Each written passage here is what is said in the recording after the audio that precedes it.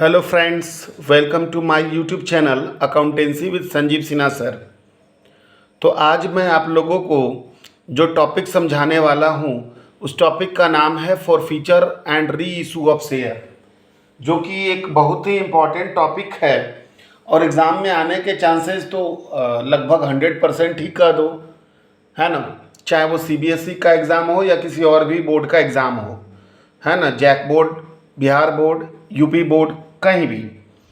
तो forfeiture of share सबसे पहले होता क्या है? तो फॉरफीचर ऑफ शेयर का मतलब होता है अंशों का जब्तीकरण हरण। मतलब जब कोई शेयर होल्डर किसी कॉल का पैसा नहीं चुकाता है, जैसा कि आप जानते हो कि शेयर में मान लिया एप्लीकेशन हो गया, अलॉटमेंट हो गया, फर्स्ट कॉल हो गया और फाइनल कॉल हो गया। तो जब कोई शेयर होल्डर इनमें से किसी एक का पैसा नहीं चुकाता है, अब एप्लीकेशन तो भैया चुकाना ही चुकाना है, वो तो एप्लीकेशन जब तक होगा नहीं तब तक कुछ होना ही नहीं।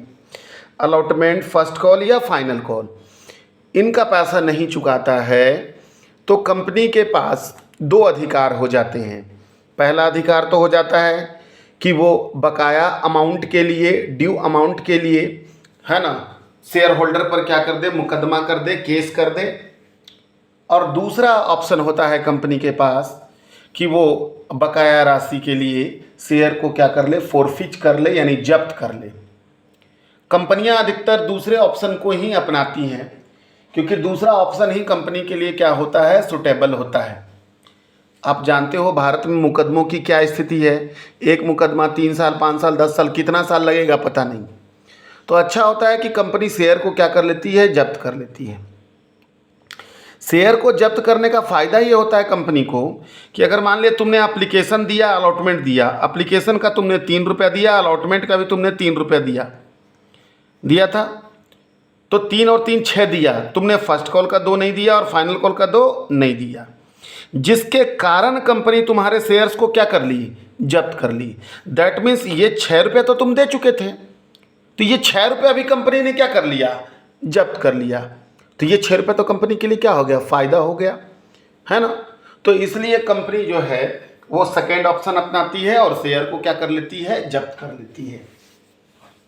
इसमें एक थ्योरी आता है, ये ग्रेजुएशन में भी आप लोगों को किसी न किसी सेमेस्टर में होगा ही होगा, रहता ही रहता है, हर यूनिवर्सिटी में रहता है। तो इसमें क्वेश्चन आता है कि what do you mean by forfeiture of share and write down it's procedure. Forfeiture of share से आप क्या समझते हैं, अंशों के हरण से आप क्या समझते हैं, तथा हरण की पद्धति का संक्षेप में क्या करें, वर्णन करें, है ना। तो इसको जरूर आप लोग पढ़ेंगे कि अंशों के हरण से आप क्या समझते हैं तथा हरण की पद्धति क्या क्या होती है। तो चलिए चलते हैं, बात करते हैं फॉरफीचर ऑफ शेयर की। तो इसमें एंट्रियां क्या बनाई जाती हैं, कैसे काम किया जाता है, उस पर चलते हैं। तो सबसे पहले हम आप लोगों को फॉरफीचर ऑफ शेयर के संबंध में जर्नल एंट्रीज बता रहे हैं। क्या बता रहे हैं, जर्नल एंट्रीज किसके संबंध में, तो फॉरफीचर ऑफ शेयर के संबंध में। तो भैया सबसे पहले हम बता दें कि इसमें 2 कंडीशन हो सकता है। कितना कंडीशन हो सकता है, 2। पहला कंडीशन हो सकता है कि forfeiture of shares issued at par. Issued at क्या, पार, मतलब वैसे शेयर को जब्त करना जिन्हें पार पर जारी किया गया। पार मतलब होता है सममूल्य 10 का शेयर है 10 में। तो इसके लिए एंट्री हो जाएगा share capital account debit to share call account. Call का मतलब हो गया यहां पर कि जिस पर पैसा नहीं मिला है, और to share forfeiture account. To share कौन अकाउंट, फॉरफीचर अकाउंट। तो मैंने क्या एंट्री लिखा, share capital account debit to share call account और टू शेयर फॉरफीचर अकाउंट। यहाँ कॉल में क्या क्या हो सकता है, तो जिस पर नहीं मिला। मान लिया एक व्यक्ति केवल एप्लीकेशन दिया, ना उसने अलॉटमेंट दिया, ना उसने फर्स्ट कॉल दिया, ना उसने फाइनल कॉल दिया, तब एंट्री जानते हो क्या बनाएंगे, share capital account debit to share allotment account, to share first call account, to share final call account, and सबसे लास्ट में लिखेंगे टू शेयर कौन अकाउंट, फॉरफीचर अकाउंट। तो कॉल का मतलब जिस पर पैसा नहीं मिला है। नरेशन लिखेंगे कि being forfeiture of dot dot shares at the rate of rupees dot dot each issued at par, issued at क्या, पार। समझ गए बात को। अब आ जाइए, तो ये पहला कंडीशन हो गया for feature of share issued at क्या हो गया, पार, मतलब ऐसे शेयर को जब्त करना जिन्हें पार पर जारी किया गया था, सममूल्य पर जारी किया गया था। अब कंडीशन नंबर 2, कंडीशन नंबर 2 है कि forfeiture of shares issued at premium.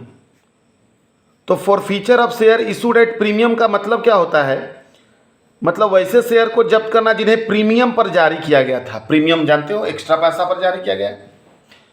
तो इसमें 2 कंडीशन हो सकता है। क्या 2 कंडीशन? ए नंबर हो सकता है कि when premium money is received, जब प्रीमियम का पैसा क्या हो गया हो, प्राप्त हो गया हो। व्हेन प्रीमियम मनी इज क्या, रिसीव्ड, जब प्रीमियम का पैसा प्राप्त हो गया हो। जैसे फॉर एग्जांपल कि एक शेयर था 10 का, 10 रुपये का शेयर था और वो 12 रुपये में इशू हुआ था, मतलब 2 रुपये एक्स्ट्रा पर इशू हुआ था, जिसमें एप्लीकेशन था 4, अलॉटमेंट था 5 इंक्लूडिंग प्रीमियम, 5 4 9, 3 रुपया था फर्स्ट एंड फाइनल कॉल। ठीक है, ये एप्लीकेशन अलॉटमेंट और फर्स्ट एंड फाइनल कॉल। अब कहने का यहाँ पर अर्थ है कि व्यक्ति एप्लीकेशन दे दिया, अलॉटमेंट दे दिया। तो एप्लीकेशन दे दिया, अलॉटमेंट दे दिया, तो इसका मतलब हो गया कि प्रीमियम मनी इज क्या हो गया, रिसीव्ड हो गया कंपनी को। तो जब प्रीमियम मनी इज रिसीव्ड हो जाएगा तो सेम एंट्री ऑफ पार, मतलब पार वाला ही बनेगा। सेम एंट्री ऑफ क्या, पार, मतलब पार वाला ही एंट्री बनेगा, है ना। मतलब यही एंट्री शेयर अंबानी इसके लिए बनाना हो तो share capital account debit to share first and final call और to share forfeiture account. लेकिन अगर बी नंबर में है कि when premium money is not received, जब प्रीमियम का पैसा प्राप्त नहीं हुआ हो, इज नॉट रिसीव्ड, मतलब जब प्रीमियम का पैसा प्राप्त नहीं हुआ हो, तब क्या करेंगे हम लोग एंट्री, है ना। जब प्रीमियम का प्राप्त हो गया तो यही सेम एंट्री बनेगा, और जब नहीं प्राप्त हुआ हो तो बनेगा share capital account debit securities premium account debit to share, जिस पर पैसा नहीं मिला, मान लिया अलॉटमेंट पर भी नहीं मिला, तो to share allotment account, to share first and final call account और to share forfeiture account. Narration क्या हो जाएगा, being forfeiture of dot dot shares at the rate of rupees dot dot each issued at a premium of dot dot percent, है ना। तो ये हो गया आपका वेन प्रीमियम मनी इज क्या हो गया, नॉट रिसीव्ड, जब प्रीमियम का पैसा प्राप्त नहीं हुआ हो, है ना, तब क्या एंट्री हम लोग बनाते हैं। तो मैंने क्या लिखा, share capital account debit securities premium account debit to share, जिस पर पैसा नहीं मिला, मतलब अलॉटमेंट पर भी अगर प्रीमियम हम मान लें, इसमें आ जाओ, एप्लीकेशन दिया आदमी, है ना, क्या दिया, एप्लीकेशन, ना अलॉटमेंट दिया, ना तो फर्स्ट एंड फाइनल कॉल। तो जब अलॉटमेंट नहीं दिया तो कंपनी को प्रीमियम का पैसा प्राप्त नहीं हुआ है, तब ये एंट्री बन जाएगा share capital account debit securities premium account debit to share allotment account to share, है ना, फर्स्ट एंड फाइनल कॉल और टू शेयर कौन अकाउंट फॉर फीचर अकाउंट। तो ये 2 कंडीशन आप लोगों ने देखा, forfeiture of share issued at par और forfeiture of share issued at premium, जिसमें कि प्रीमियम मनी इज रिसीव्ड और premium money is not received. ठीक है। अब जब हम शेयर को क्या कर लेते हैं, जब्त कर लेते हैं, तो जब्त कर लेने के बाद फिर उन शेयर को हम लोग क्या कर सकते हैं, री इशू कर सकते हैं। री इशू करने का मतलब पुनः किसी और को क्या कर देते हैं, बेच देते हैं, है ना। तो जब्त शेयर को क्या करने पर, री इशू करने पर। तो देखिए एंट्री, है ना, अगली एंट्री मैं बता रहा हूं आप लोगों को कि री issue of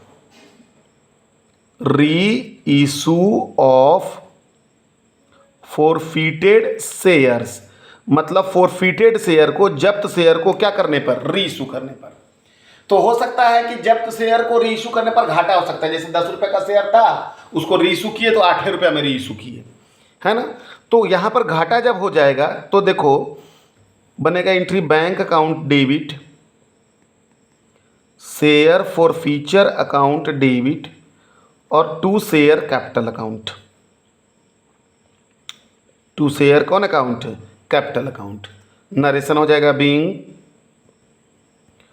for feature of dot dot shares at the rate of rupees dot dot each, sorry, being reissue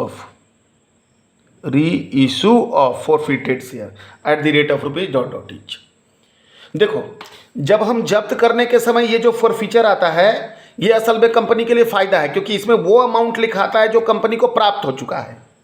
और री इशू करने समय जो फॉरफीचर है, ये जो फॉरफीचर है, ये कंपनी के लिए नुकसान है। तो तीसरा एंट्री क्या होता है कि इस फॉरफीचर की राशि को क्या कर दिया जाता है? घटा दिया जाता है, और जो शेष बचता है उसको कैपिटल रिजर्व में हम लोग क्या करते हैं? ट्रांसफर करते हैं। तो अगला एंट्री है कि balance of share forfeiture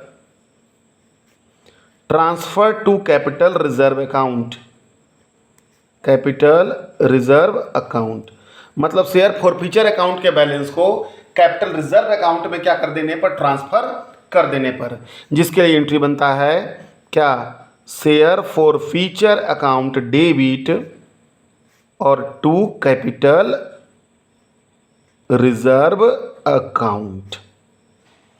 narration being, है ना, balance of share forfeiture transfer to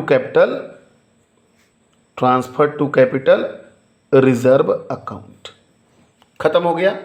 तो ये एंट्री हो गया। दोनों का हमने बता दिया आपको एंट्री। क्या दोनों का एंट्री बना दिए? बता दिया।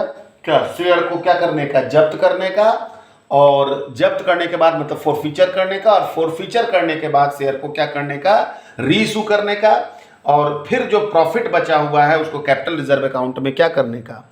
ट्रांसफर करने का। तो आशा करते हैं ये एंट्री आप लोगों को अच्छी लगी होगी। अब इस एंट्री के बाद मैं आप लोगों को अगले क्लास में इसके क्वेश्चंस, अलग अलग प्रकार के क्वेश्चन बताऊंगा, और ध्यान रखना है आप लोगों को कि ये एंट्री आप अपने कॉपी में इसको क्या कर लो? नोट कर लो, ताकि जब मैं आप लोगों को क्वेश्चन बताऊं तो क्वेश्चन को बताते समय वो एंट्री आप लोगों को पुट करने में क्या हो? आसान हो, है ना। तो बहुत ही यूज़फुल ये आप लोगों के लिए क्लास होना चाहिए।